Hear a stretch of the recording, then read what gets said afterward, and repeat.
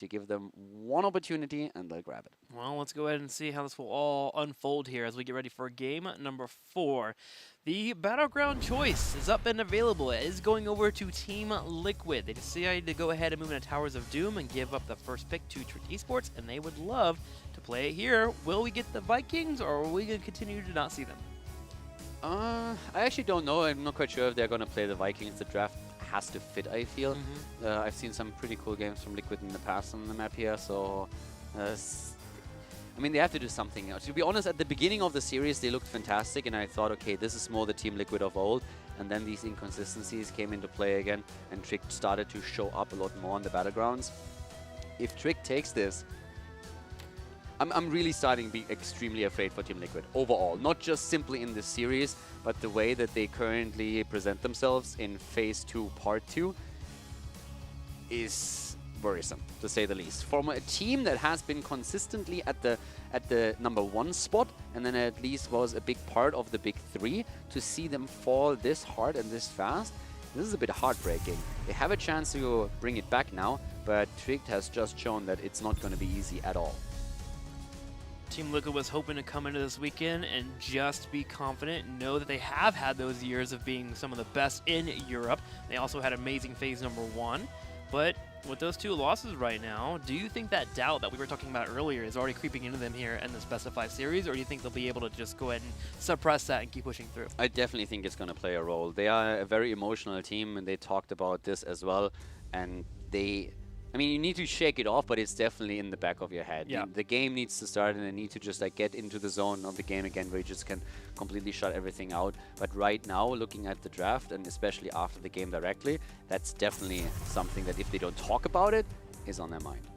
Well, Vikings and Nabe are taken out. The specialist will not be seen today. Dahaka, though, will be, as Trick Esports grab it for the first pick. And that has to be an ETC pick now. ETC and maybe Rhaegar?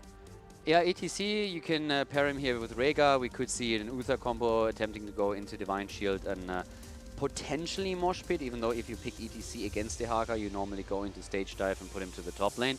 So it depends a bit on what they are trying to aim for here. If you want to add a second tank, but at ETC, maybe even with the Vala again. They have a huge priority on Vala, as it seems. So that might be one of their thought process, but ETC has to be one of the 2, and there it is. Tassadar. Preparing for the double support. That's right, Tassadar and ETC. Someone also to note here that we might see pop up is the Stukov. We've seen him a little bit more on Towers of Doom as Bright has been going up, as people have figured out that his silence actually affects the sappers, so it gives you a little bit more defense time. Yeah, Stukov is definitely a hero that is being picked a lot more on the map now.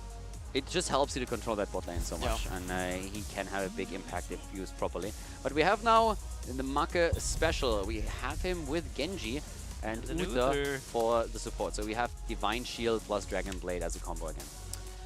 I love watching his Genji. He's exceptional at it, but one of the reasons why he's so exceptional at it is that he talks about his teammates. His teammates really give him all of the moments for him to have that glory. They set him up for it. And that Uther pick is one of those picks that allows for that to happen. The Divine Shield combo that we've seen over and over again. Nabe will be there and allow him to move in with that Dragon Blade and just shred anyone on the opposing team. Liquid currently looking towards their own bans, and of course normally we would have expected an Arthur's ban here, but given that Dehaka has already been chosen for Trick, it's a little bit less likely. Arthur's usually played by Alex, and in this setup, Alex is very likely to be the one playing Dehaka on that top lane. Now of course we have also seen Rema on Arthur's, but it's still a bit less likely than usual. Normally they're trying to attack Alex a little bit more with their bans. In this case, it's an Uberak, making sure that Rema Baller can't use him as a heavy engage here.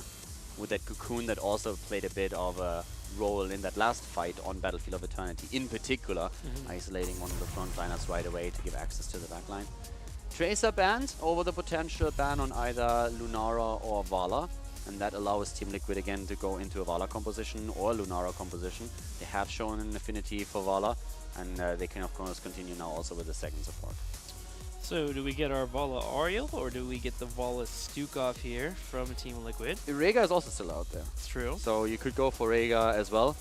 And I think their damage dealer is most likely going to be Vala once again. Yeah. Vala and then Rhaegar.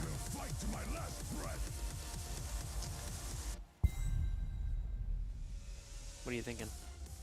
I am wondering who plays Vala this time. Who plays Vala? You remember what I told you this morning? No. Okay. We're listening to good music. I was partially to that too. Okay. We got some sick All beats right, this all right. morning. There's so much wrong with that statement. I don't even know where to begin. Let's just say that Tim has a very interesting taste for music. I have a wide spectrum of good music. I'm going to introduce you to an American classic. You think that's a wide spectrum? Yeah. It's basically 90s boy bands. That's what you listen to. We listened to Spanish last week. Yeah, but that It was an accidental. that was not intentional.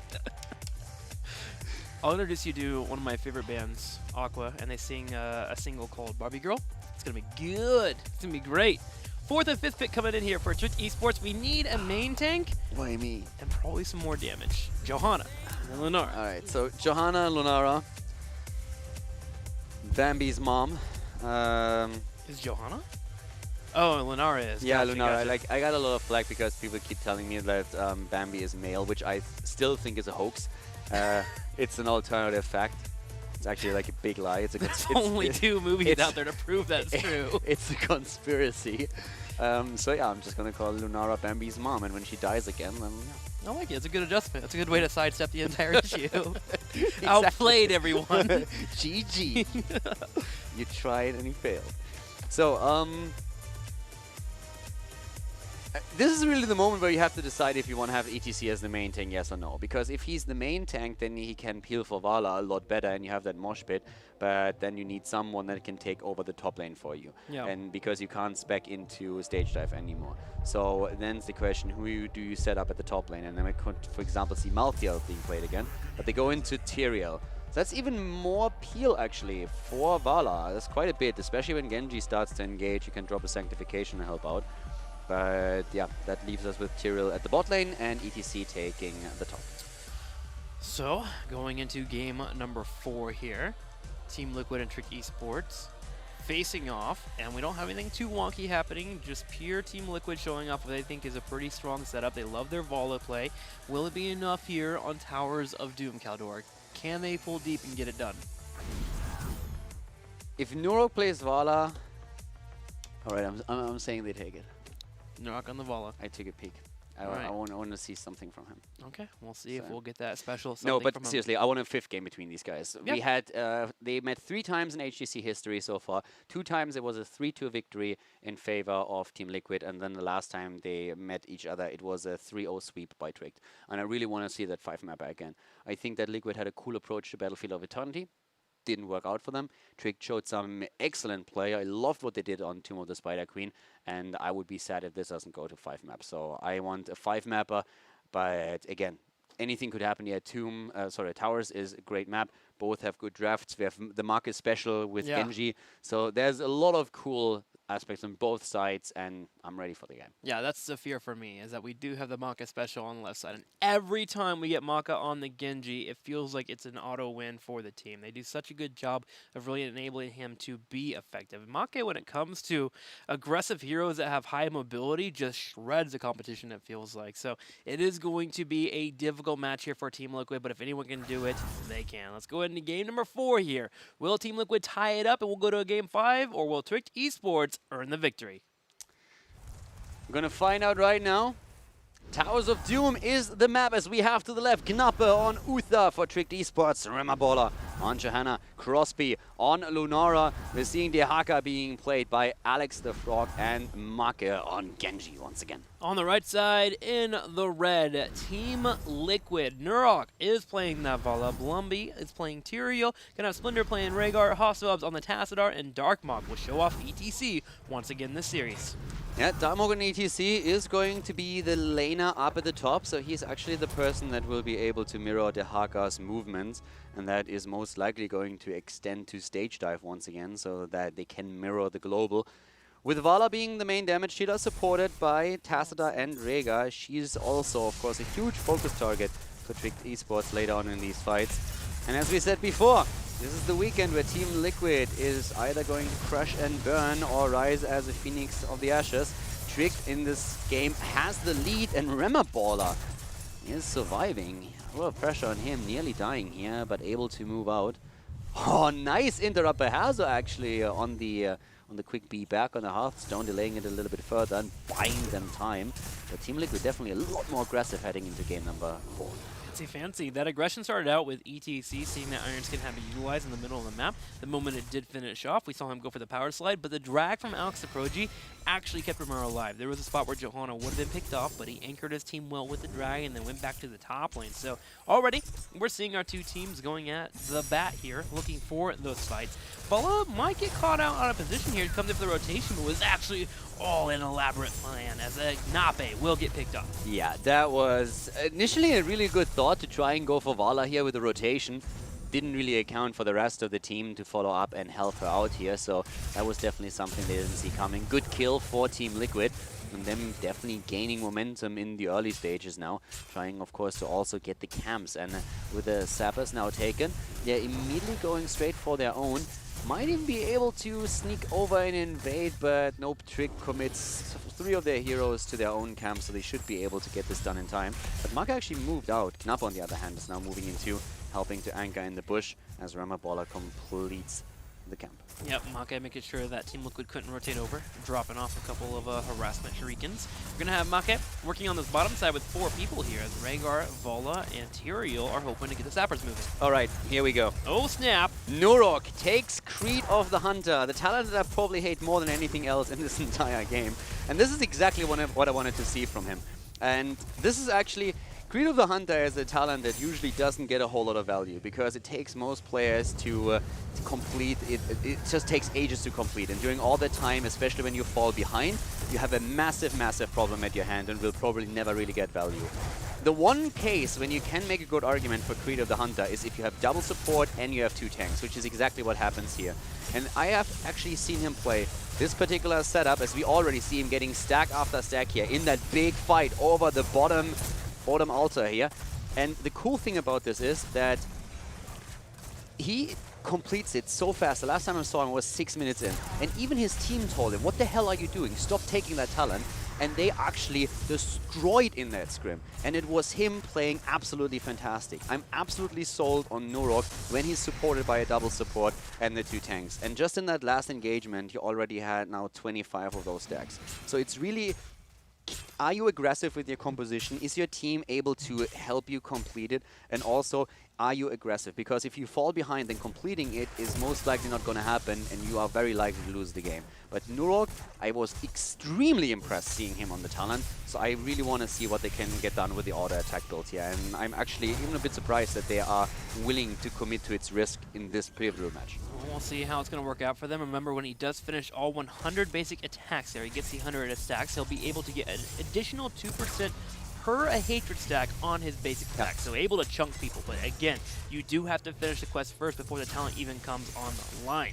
Now, this is something that can be utilized against multiple melees if you have the chance to have no mobility. And look at it, you have the Johanna and the Dahak on the opposing side, so you are guaranteed a couple of auto attacks in, especially with that hot pursuit being up. So I can see why he's moving into it with the double support backing him up. Yeah, it's more so also about the comp that they play. As I said, you need the double support and you need 2 frontliners, and the frontliner need to be able to peel. That's why ETC is so important, and that's why also Tyrael is here. If you play without it, then the aggression that you show, because you want to get these stacks and because you have to deliver auto attacks even after you complete it, will always put you in spots where your opponent can take you down and exploit it. And again, this talent has, I think, the most horrible win ratio ever in competitive play, but I've actually seen it in a few scrims where Nurok played it extremely well. Even his team doubted it, and they were able to turn around. Not a guarantee that they're going to win, but it's definitely a bit of a different approach. They lose Tacita now as the altars are activating, though, and that's already a slight setback as we're heading into the next one. But keep in mind that this is only the second phase, the second altar phase in this game. Already here, a couple of shots activating in the next couple of seconds. Nurok taking the pressure on the back side. Clint's coming out from the Splendor, able to walk away, but he's still low on health. With 2 altars being up, 1 in the middle and 1 in the bottom. We're going to see how our teams move in and aggressively try to set them up. This is also a spot where you can get a few more stacks in if you delay around the altar. Maybe not even getting the altar is the goal, just trying to work in those auto attacks. Remember, on the bottom side, drop it in the harass. they definitely try to go for the ultras. Like, yes, you want to get stacks, but you are not sacrificing the game just so you complete a dress talent. Well, I'm just saying it brings everyone to that area so you can work in those stacks. Yeah. Also, keep in mind that the focus of Trick is already on Nurok, and with the blinds coming from Baller, that can have a very annoying effect later. So Nurok overall is going to be a focus in these fights. They know that the main damage comes from him, so blinding him is going to be key, and also they are going to try and make his life a lot harder once that they have Dragon Blade and Divine Shield up. So that is definitely something to consider here too. He's, at this point, definitely having less of an impact than if he would have gone into an arrow build or into a multi-shield hybrid. His build really comes online once that these stacks are taken. And at this point, we're 6 minutes into the game and he sits at 60, but we're going to talk about that soon enough. ETC still up at the top, as we have the Haka in the middle. So the two globals, or soon-to-be globals, are currently doing their best at soaking, whereas the rest of the team is committed to that 4 versus 4 at the bot lane. Both teams working on their 10 here. A little bit more experience. We'll have eSports hit the 10 first, as Team Liquid is about a half a level behind them. Harassment continues on the bottom side with a 4-on-4 as ETC and Dahaka just hold those middle lanes and the top lanes. No sappers to grab, so again, the name of the game is at level 10 as we'll be getting ready for our next altar phase, which should be spawning up pretty darn soon. Now the 10 is in for Tricked, and this time it's Blessed Shield for Johanna. Doesn't have the combo with Syndragosa and the Falling Sword that we've seen a little bit earlier. Makes way more sense to go for the lockdown attempts against Vala in particular, of course, during these fights. And we have Divine Shield now also claimed with Thornwood Vines on Lunara for the range poke. And the 10s for Team Liquid with Stage Dive as expected on ETC to mirror the Haka's movements on the map. And of course, the Sanctification. One ult to the top left, one to the top right. 20 seconds for them both to be popping in for our teams to grab them. Should see Dahaka potentially rotate to the bottom side, start getting that pushed in. Not using the Broad Stalker though, wants to walk down there, that way he can use Broad Stalker to come up to the lane. Make and crew are working on the harassment in the middle side, and 8 seconds is up. We're going to have our first fight of the game. It looks like major fight. Yeah, we are at this point just going once again for... I would actually say that they are just going to simply go for the trade here. I would expect no big fight, just a little bit of a skirmish here. But normally with this particular setup, you're always seeing the trade. It's just the safest thing they can go for. Yeah, there it is. 1-for-1 for both of our teams. Dahaka actually got a little bit more experience there on the bottom side. ETC was actually in that fight, so all 5 in the top side, Team Liquid was able to grab their altar, so was Tricked. Look how Nurok is never really getting baited. He always tries to get a few shots in, but he's never getting baited too far. Whenever he sees, okay, it's not working out, they're moving back, he just simply gives up and moves back a little bit. He's just dancing around, making sure that he's not all alone at the front, that there's always people to save him. And he is currently at 88 stacks, so he doesn't hit that crazy mark that I've seen him hit in the past. But 8.5 minutes in, he's still doing solid work here. He always has to keep, of course, also the 10 Hatred stacks up so that he's in a position where he has that added movement speed and has the mobility. And that's also what he needs to do for his quest talent then later.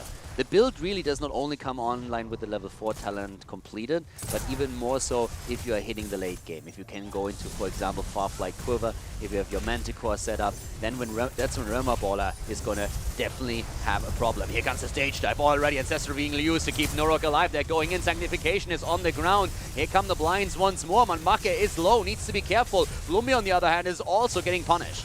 Both teams haven't lost a single member yet. Blumby's still low on health. Alex Aproji on the backside gets a tongue on Nurok as well. Nabe comes in for the stun. Remember bringing out the damage as well. And Genji will actually be the one to fall as Nurok kites back, living, just barely hungering arrow also being utilized. Nurok going full boss mode here. It's a 2-for-1 trade, but he went a bit too far out and that resulted in him getting jacked. That was actually a big problem, but they were able to save him. He's still punishing everyone up at the front. He has completed Creed of the Hunter as his talents and is starting to rack up the damage here. He's level 13, of course, also gonna be helping him a lot, potentially heading into the sustain here with even more auto attack heals, but he needs now in these fights to make sure that he keeps his stacks up as much as he can to pressure the 2 frontliners that we're seeing for Trick Esports. Altar spawning in 10 seconds. Only one will spawn here in the middle. The next one will be the 3 altar phase that we've been seeing so often. Both of our teams neck and neck in experience and very close in core shots. 28-24 with Trick being in the lead as they have 4 more over their opponents. With Heroics coming back online in about 10 to 20 seconds depending on who you're looking at, Trick Esports and Team Liquid are in a spot where they can get into a fight. Tempered by Discipline now taken for Norok. The 13 talents for both of the teams, and the focus is really on Vala here as the stage dive comes in once again. They're trying to go for Rama, but the Iron Skin is being popped. Alex in the backline looking for the drag, not finding it yet. A lot of poison damage here. Norok gets the shield again and dodges quickly against the Tong and immediately turns around to try and punish Alex. Alex, low on essence now, needs to work away, get some heals from his teammates. Make goes in for the harass, will hit Darkmark, who was channeling. The altar does get stopped. Blumby moves forward. Sanctification in 9 seconds. Vala has been killed as Trick found a way to get in. Divine Shield, Make is just shredding. 3, 4, another person maybe going down the top right. Can he get Blumby and Hasselwops? Alex looking for the drag. Hazu about to fall. Drag not hitting yet, but they're going in and they're getting Tacita. Genji finds the opening, takes Vala down. The Ancestral just not in time to save her. Half a second too late, and with Genji eliminating Vala, the main damage dealer is gone, and then shots are fired all over the place. With Tricked Esports moving through the bot lane, putting the pressure onto Team Liquid, and about to take down one of the bell towers. That's right, the shots aren't the worst of it. The map control, losing that hurts Team Liquid here. There it goes, gonna be picked off on the side. They'll have HGC and Vala to work on it whenever they have the chance here. Dahaka, though, was already pushing in the middle and working on 16. That's the big issue, too. They fall heavily behind in experience. Remember, just a few 45 seconds ago, we were tied. Yeah, and this is a big problem with this, because you have great damage against the single targets, but once you have this setup and Vala falls, then there's just nothing that you can do anymore in these fights. And that was a big issue. Not having the shields ready to save Vala here, Nuruk just being a little bit too far out. Marcus sees the opportunity, takes it, and immediately gets that kill, and that now has pushed Team Liquid far, far behind as they are trying to reclaim the bell tower in the bot lane, but in the middle another one is about to fall. Trick has moved in and is now trying to out-rotate their opponents. Bell tower down, Tyrael anchoring the bush here. We'll see if Trick is coming down for the fight. Does see them, so he goes in for the escape. While Team Liquid is working on controlling the waves here. They want to get their 16 and try to slow down their opponent. Yeah, level 16 would be big, especially since Vala then of course has access to also Manticore and can start to put the extra damage towards the front line. But it is definitely getting rough for them. Tricked is now setting they set themselves up for an earlier 20, they're getting farther and farther ahead here. And they are also working now on that bottom bell tower once more. HGC has moved into the mid lane and tries to reclaim the middle one, but it's going to be a slow process for him. And of course, by now we have the next altar phase active on the map, and this is the triple altar. The triple altar, one at the bottom, one top left, and one top right. Still half a level needed for Team Liquid to get their experience back. Getting that fort in the middle will be helpful, but Tricked moves in as they're working on the bell tower and even looking for a fight. Putting pressure on Nuruk on the right side. He's getting low, but the Ancestral will be utilized. ETC is stage dived into the back. They're trying to go for Crosby, and Crosby is already incredibly low, and he might actually fall, but the Divine Shield goes through. Vala is dead again as we see the commitment on the side of Trick, but they lose Genji. It's a trade in damage dealers. The problem is that Lunara is still there, but Crosby is so low that it doesn't matter. He can't participate in the fight anymore. Now Uther has died too, and Alex is barely moving out up to the top. They're trying to still get both of the bell towers thanks to their global. Johanna slowing down the rotation. Rhaegar in mount form is able to move on in. Can he get the bite on Crosby? If he gets the bite, he's going to kill her too. Crosby does get away from the fight, so Lunara is living for now. But Team Liquid does get into a spot here where they can look for another altar. Yeah, they're trying to get the second one, and Alex is going to have a rough time interrupting that again. So that is actually the saving grace of Team Liquid here, that at least for now they're able to get 2 altars, or it looks like they will. Hazorps is zoning Lunara out even more, but it looked for a long time as if Tricked is getting both. And now we have 4 more shots fired, so we look at Team Liquid on 16 hit points on the core and Tricked Esports on 20. Very close game indeed, and by now we have level 17 also on the side of TL, which means that we have now Vala with Manticore. We have the Holy Ground available, the Psionic Echo even, which is of course such a great tool to soften targets up. Earthgrass Totem and the aggressive shredding for the cooldown reduction on ETC's guitar solo.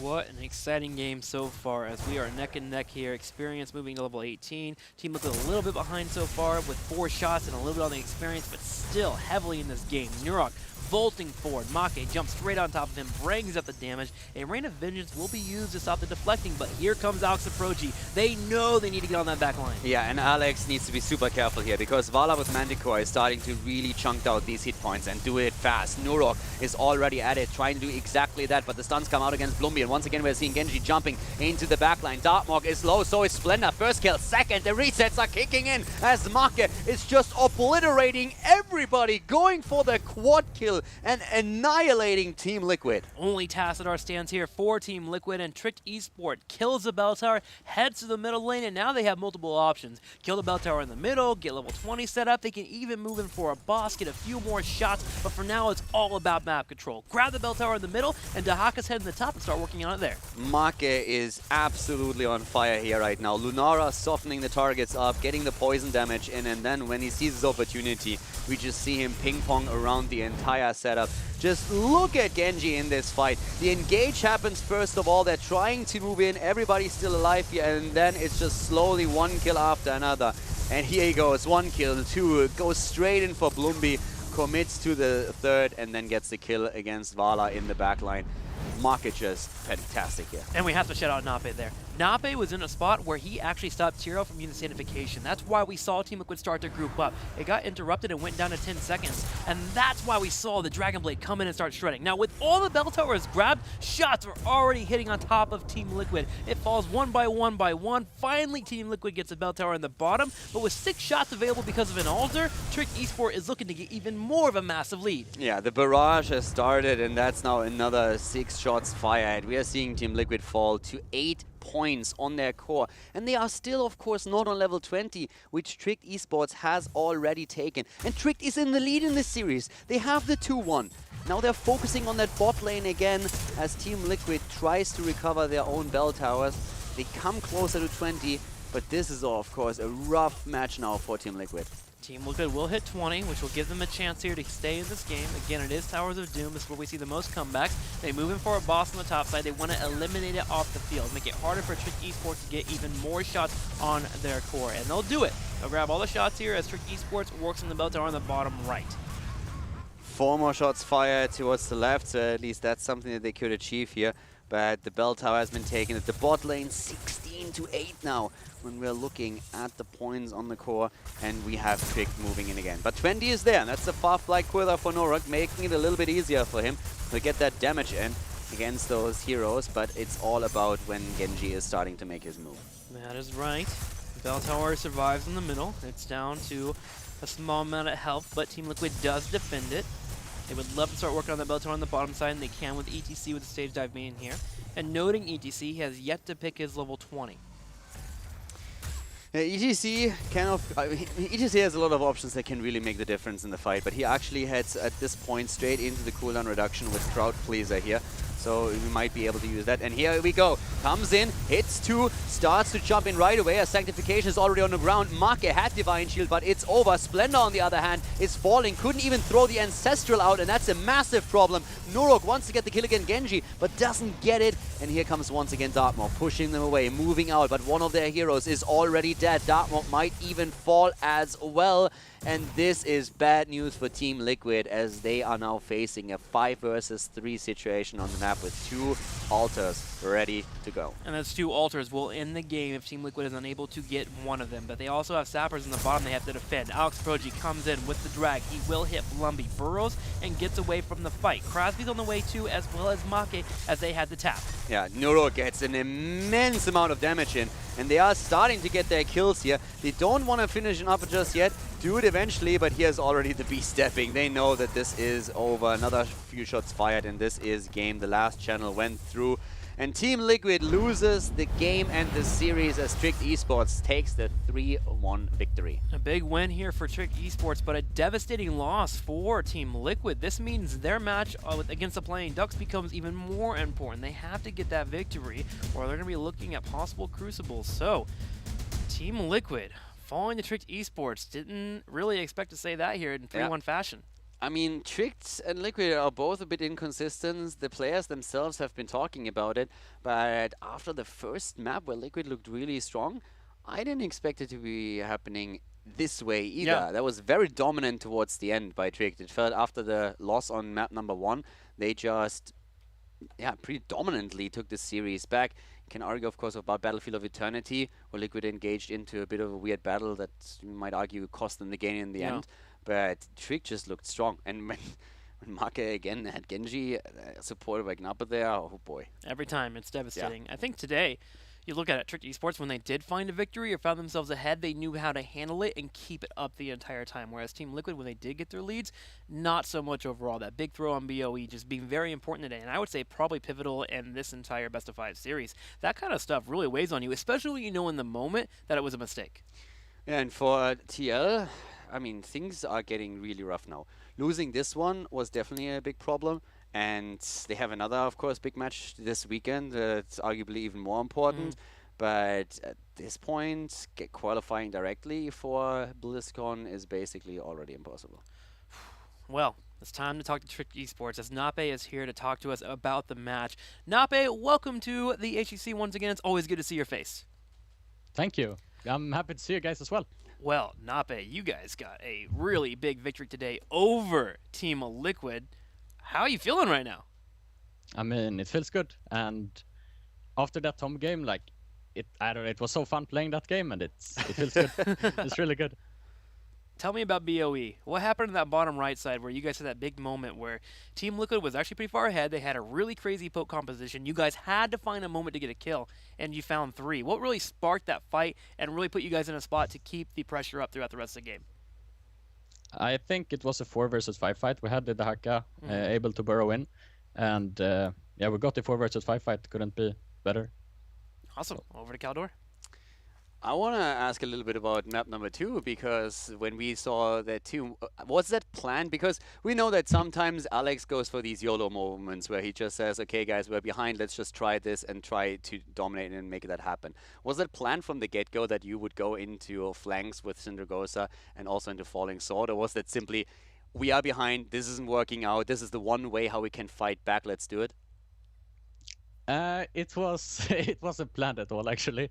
We're behind, and then Alex sees this opportunity, and he says, "I'm gonna go Syndra, boys," and then we just and there's go Falling Sword, first time, let's try it, and then it worked. I mean, it worked really well. You isolated heroes in every single fight, and I mean, Alex just kept getting these flanks, so it was pretty impressive to see it, and I can imagine, as you said, that it was also a lot of fun to play. Yeah, it was wonderful. And on the last map, I mean, were you guys a little bit surprised that you got the Genji and Uther combo there? Because, I mean, it was brutal. In one of the fights, I think it was a quad kill towards the end. Yeah, we had the trouble with them having the sanctification. So either we had to wait it out until we could actually use the Dragon Blade after the Sanct. But I think the fight that went really well was I managed to interrupt the sanctification. And I just yelled to Make, Dragon Blade, no Sanct, and then I just see him smashing. I even misclicked my Divine Shield on Alex, but it worked out. I mean, it was still a pretty impressive series, so yeah, thanks a lot. Yeah, thank you. Well, congratulations on your victory. Your next team that you'll face off against is Team Expert. That'll be next week. So, about the matchup, what do you guys think? I'm not sure. We always feel like we're gonna lose when we go up against Expert. Sure. And I think the last 3 games we won 2 of them, and the other one they won 3-2. So we seem to always have a good matchup into them. But I think we can give them a game, but I think it can go either way for sure. Awesome. Well, we're looking forward to it. I'm gonna go ahead and let you go now, but before you go, you have to give me some shout-outs. Big shout-out to Trick Esports. Big shout-out to my team. You know, my first win where I was the captain. And big shout out to you guys and to everyone in Twitch chat, Try and Get Tricked, and for cheering for us. And get tricked. Awesome. Thank you, Nabe. Huge congratulations to Tricked Esports as they beat Team Liquid today with a 3-1. Incredible that they just pulled out the random Syndragosa and a Falling Sword in the moment and get the win. But that's Tricked. Yeah, and that's who they are. That's also typical for Alex, and I actually think it's the only right choice in that moment. I believe if they would have gone for a completely standard style, then they would probably have lost a the game slow and steadily, since they were so far behind when they finally pulled that combo out. And they might not have practiced with it in particular, but then at the same time, it's something that we have seen in the past, and Alex usually has a pretty good idea about what you can get away with and what the situation demands of you. So that flexibility is something that just makes them so dangerous, and it definitely blindsided Team Liquid and was, as we learned now, in hindsight, the beginning of the end. Well, Trick eSports gets a victory today, but Team Liquid gets a rougher weekend. We'll be right back with our next series as Playing Ducks faces off against Expert.